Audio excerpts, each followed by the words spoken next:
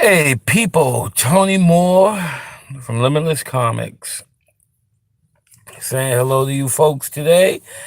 Had to get up a little earlier today, go drive way out for the missus to get her hair done. So I'm out hanging out and relaxing. It's a sunny day.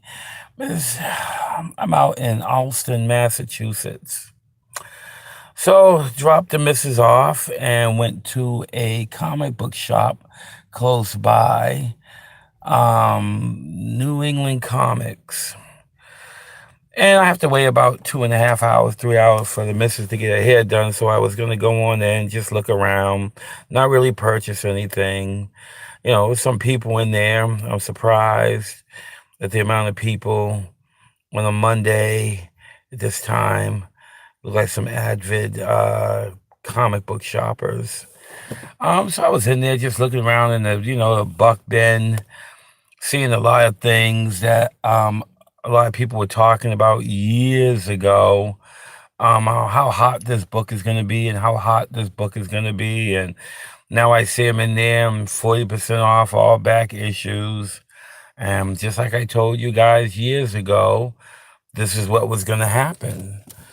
So when you're out there buying them $2.99 and $3.99 books, and now you're getting them for $1, $1.10. It's really a waste of money. Devalued comic books. I don't understand why people enjoy them, spending hard-earned money on them, and then to have that happen, it's a little bit embarrassing. Well, anyways, to jump on the situation here. It kind of cleared out a little bit. It was like two girls left in there looking around in the Archie comic book section. So it was a gentleman behind the desk, and I was, talking to him about, me collecting books back in the days, and how I have that's on the wall, that's on the wall, that on the wall. And he's like, oh, that's nice. That's really nice. I told him that, I'm a comic book company owner, creator, and artist, and writer. Gave it all to him, the whole shebang bang. And he's like, oh, really? Oh, that's nice. That's nice. So, I decided to show him a little bit of work that I done on my phone. He looked a little interested in it. Say he always loved artists, had a couple of friends who were working on comic books. And so I showed him the Jim O'Reilly 88. And I showed him a couple of things for my realms that were colored, and he really dug them. And the question came. You know what the question is. So, do you folks pick up independent comic book titles, like from people who come in? And before I could kind of finish, he was kind of giving me the, no, no. I said, really? You don't support independent comic books? They said, well, they do buy independent comic books, from Diamond. They do, if they look interesting enough. And he said they're over there. And the section was like 1 foot by 2 feet. And it had not even that big. And it had some books on there.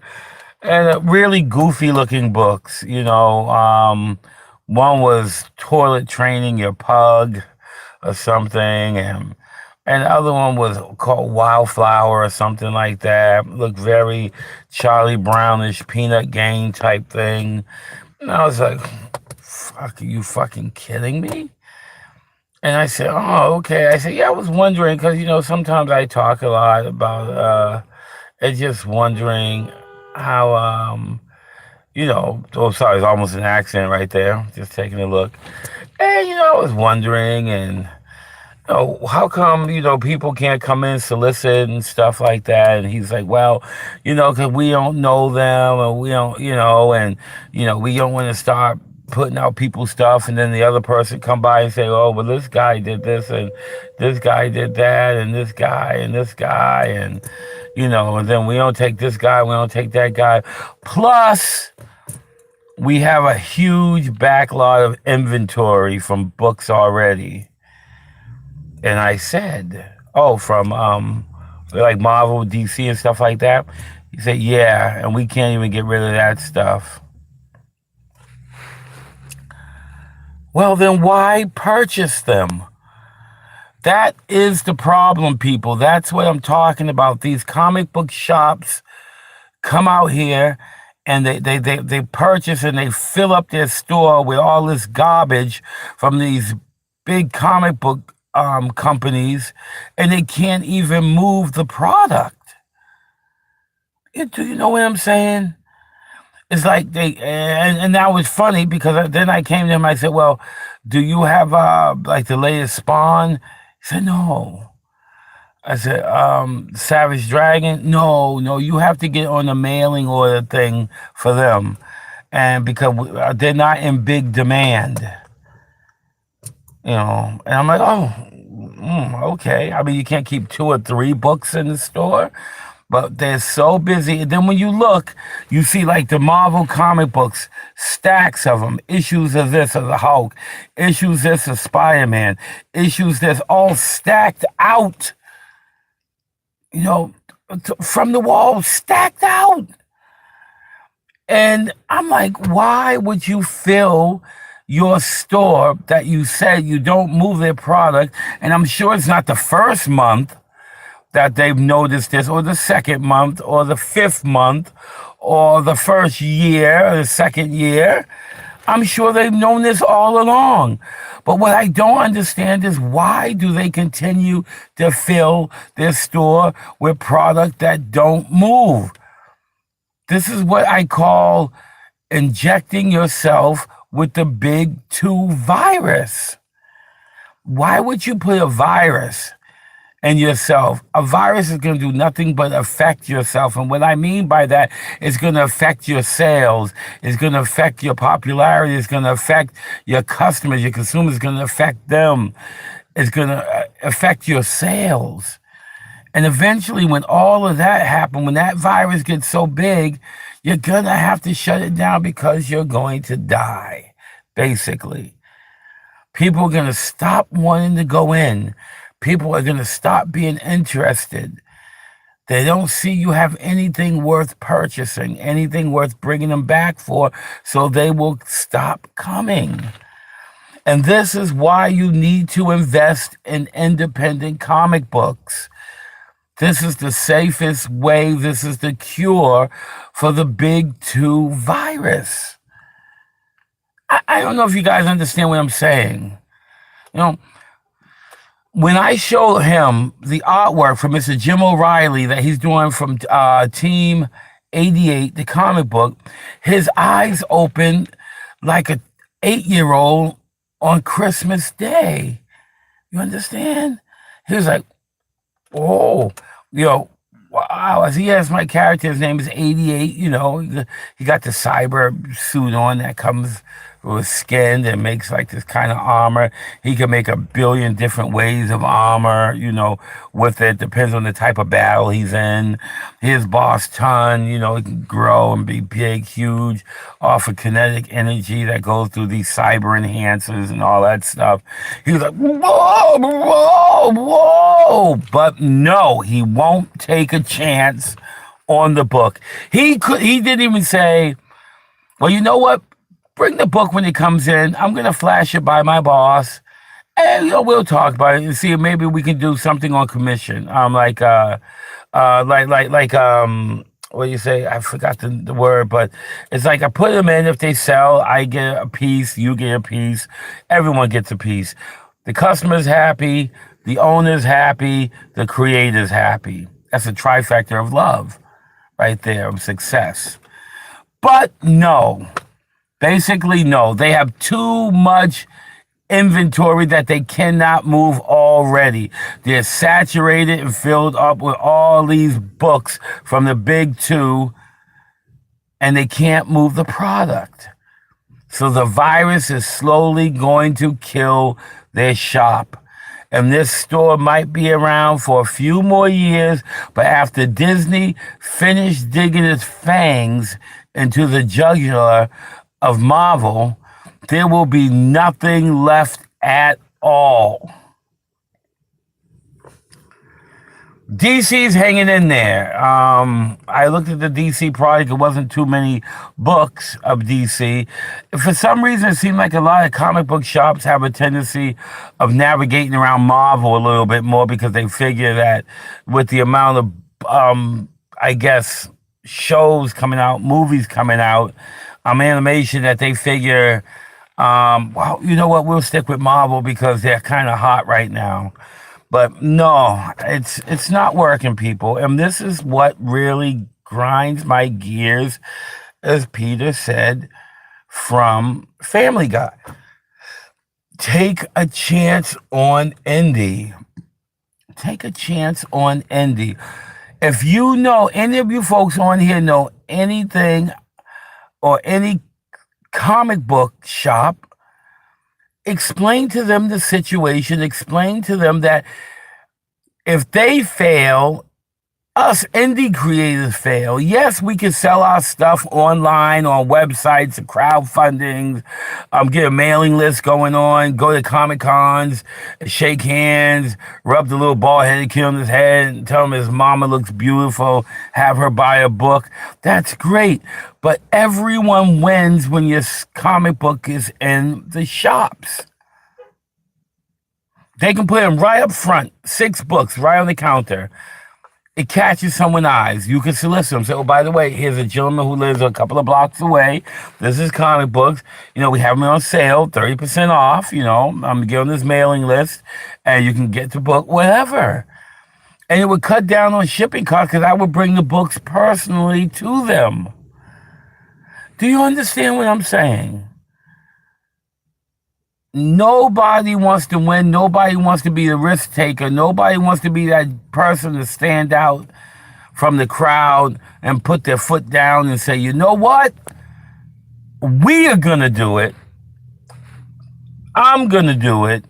My store's going to do it. And we're going to make it happen. And we're going to push and solicit you to get people to see that you're local, you're hardworking, you have a great book, and you probably have most likely have a promising future in the independent comic book world. But nobody wants to take that chance. Nobody wants to be the risk taker. So in the end, everyone suffers. The stores get closed down. The sales are terrible. People are not interested in buying comic books anymore, so they go to playing video games, go to watching movies.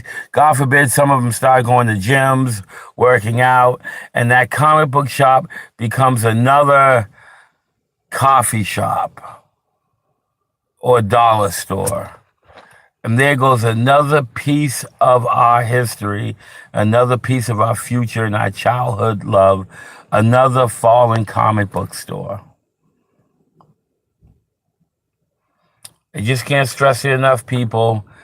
Unity is something that we need. Well, I believe when we were branded indie, I believe once we were branded indie, that kind of killed us right there, because that made us automatically become independent in everything and want to do everything independently. And that's where I believe we failed, people. It should have been called Unity. Something like that. Indie puts in your head singular. Indie, by myself. Indie, I'm the one. Indie, number one. Indie, no one else. Indie, myself. And when you get that in your head, you just want to do you. And you don't want to help, you don't want to push, you don't want to support, you don't want to back, you don't want to talk about. You just want to do you. And if you see someone coming up and they look like they're doing pretty good, they are automatically a potential threat to you. And what do? You stop looking at that person, you don't talk, you don't message, you don't comment, because that's a threat. And you want to eliminate all threats. You want to be that indie. So that's a really tough word, people. We should really think about that. I believe the Japanese emperors changed names of some historical places in Japan the last couple of days. I think that maybe we should change the name of indie in the indie world and create another one, Unity World, or something. Unity is something that brings people together. When people start hearing things being brought together, coming together, joining forces, when you hear that unity, that's what you want to do.